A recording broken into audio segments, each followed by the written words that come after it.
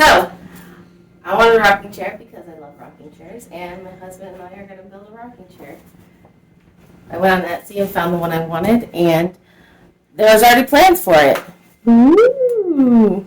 Alright, so what we're going to do is we're going to take this plywood and we're going to take down all the plans, and then we're going to cut them all out. Call it a day.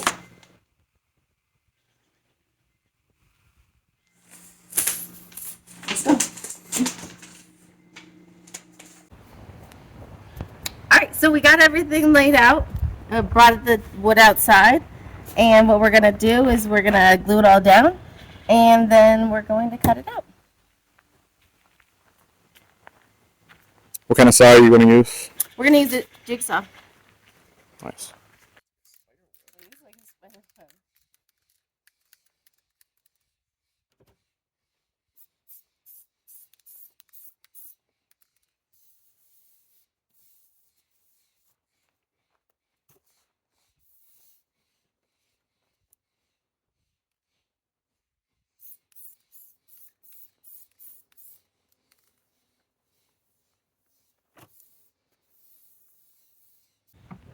Go for it. All right.